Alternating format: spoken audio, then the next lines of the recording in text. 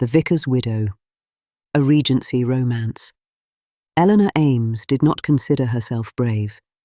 She could teach a room full of children, soothe the feverish, mend a quill finer than a pin, and find a lost lamb in a thunderstorm, but she did not call the bravery. It had been a year since the vicar, her husband, died, and in the quiet afterward she built a life that depended more on steadiness than on courage. She ran the parish school at St. Olwen's, a small stone building beside the churchyard. The laughter of children was her daily hymn.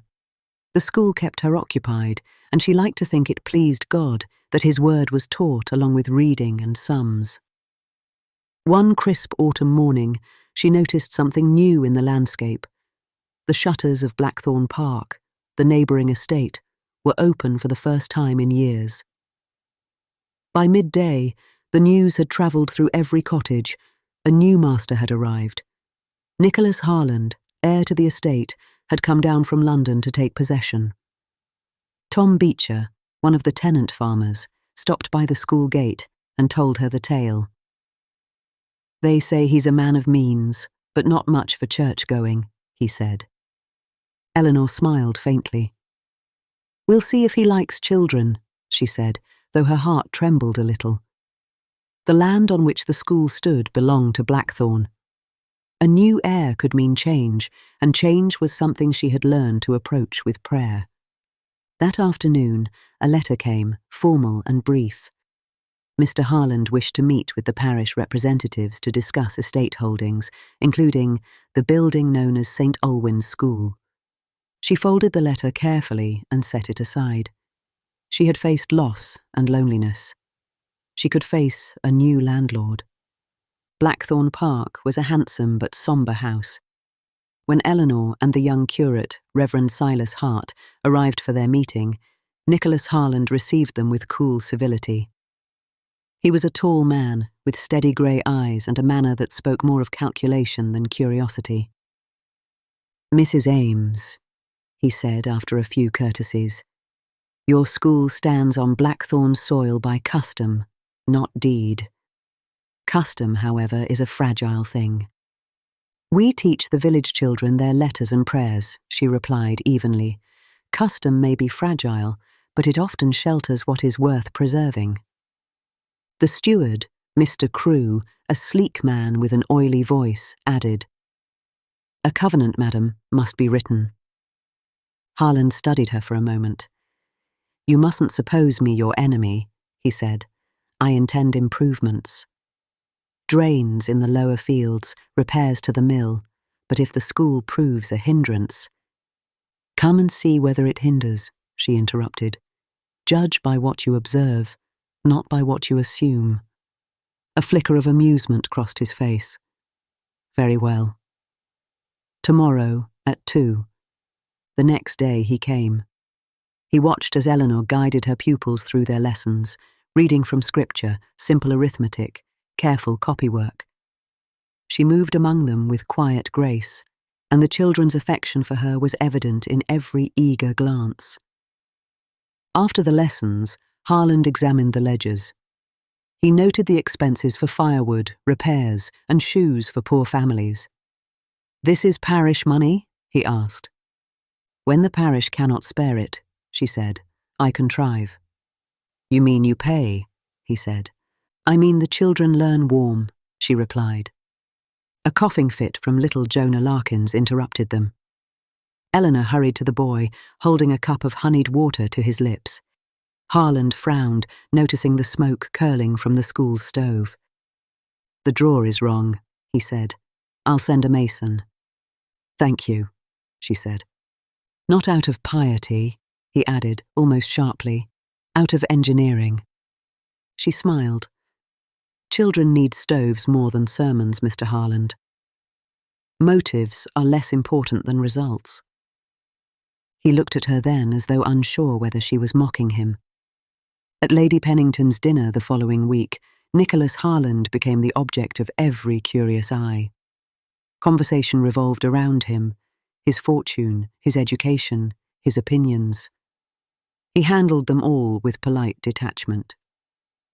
"I do not quarrel with faith," he said at one point, only with certainty bought too cheaply. Eleanor, seated nearby, watched him quietly. There was pride in him, but not cruelty. She saw the outline of a man who had been disappointed once too often. By evening's end, she could not have said whether she liked him, but she felt she understood him, at least enough to know that his skepticism was a kind of wound. The wound showed itself one stormy night when disaster struck. Heavy rain had swollen the river, and before anyone could act, a shout went up. Young Jonah Larkins had fallen in. Eleanor, Silas Hart, and Tom Beecher ran toward the bank, lanterns bobbing in the dark. Suddenly a horse galloped through the mud, Nicholas Harland. Without hesitation, he threw off his coat and plunged into the river. He reached Jonah, fought the current, and with Tom's help dragged the boy to shore. Eleanor wrapped the shivering child in her shawl and knelt beside Harland, who sat dripping and pale. "You risked your life," she said softly. "I performed a calculation," he answered, coughing. "You might allow someone to say thank you," she murmured. He looked into the firelight of the nearby cottage, his expression weary. "If there is such a thing as grace," he said quietly, "perhaps it's a boy still breathing in a world that too often does not oblige." For the first time, she felt his disbelief falter. After that night, Blackthorn began to change. The stove was repaired, new glass panes appeared in the windows, and flour was delivered from estate surplus. Eleanor thanked him with 2 loaves of bread, and in return she received a small parcel of French soap, an oddly tender gesture from a practical man.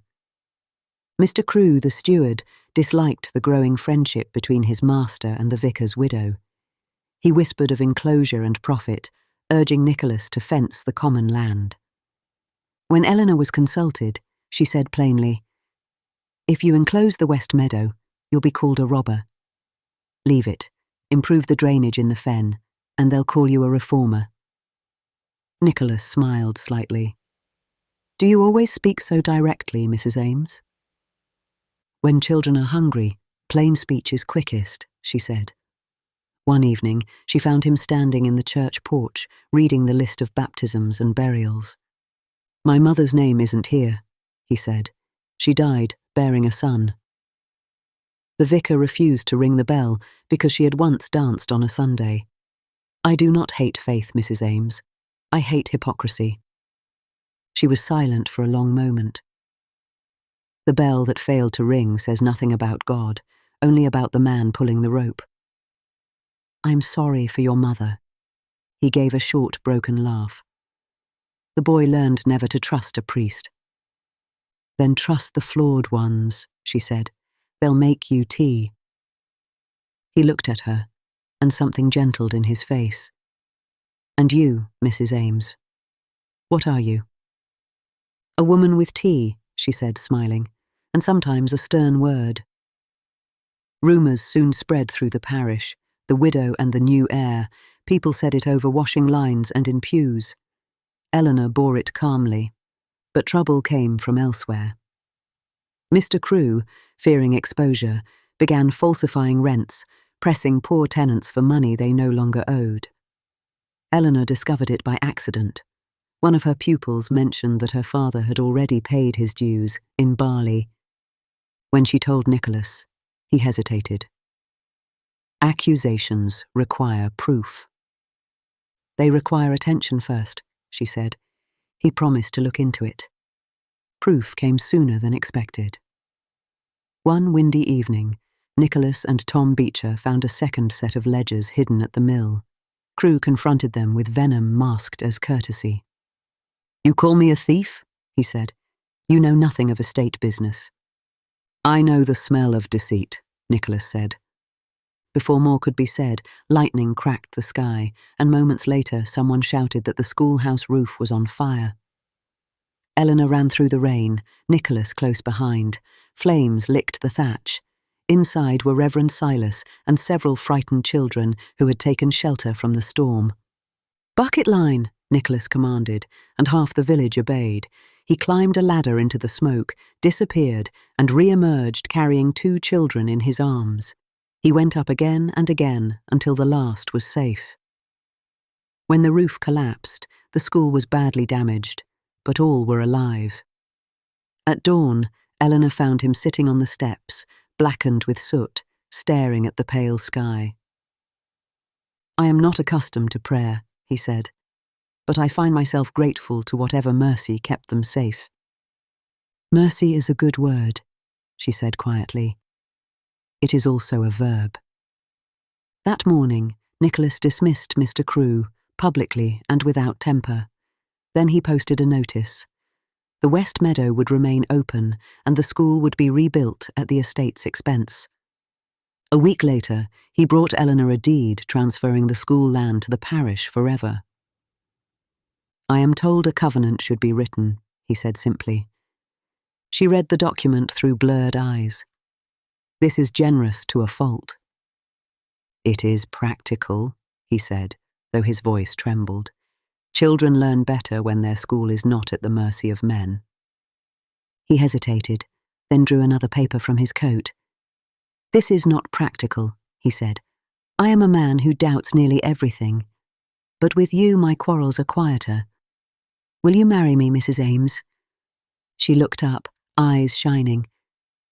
"Yes," she said, "if we may keep the school bell near our parlour, so I can hear when it rings for morning." "Even on Sundays," he said, smiling. Their wedding was small, held at St. Alwyn's with Reverend Silas officiating and Lady Pennington shedding grateful tears.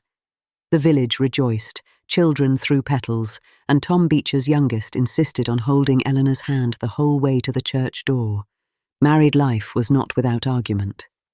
Nicholas remained a skeptic, though a softer one, and Eleanor never sought to convert him, only to live her faith quietly beside him.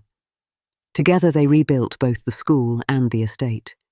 He learned that generosity, properly applied, was better than profit. She learned that patience could sometimes turn doubt into thoughtfulness. By Christmas, Blackthorn Park was filled with laughter. The new school stood bright and warm, its windows trimmed with holly. The children performed a nativity play, and Jonah Larkins, recovered and mischievous, wore a paper crown that refused to stay straight. That night, when the festivities ended, Nicholas and Eleanor stood together at the window. Outside, the church bell rang midnight, clear and bright across the snow. "I do not know what I believe," Nicholas said softly. "But I know that I am glad you are beside me when the bell rings." "Belief often begins with gladness," she said. "The rest follows at its leisure." He took her hand, and they stood in silence, listening to the echo of the bell, the children asleep in their beds, and the peace of a world that, though imperfect, had found room for grace.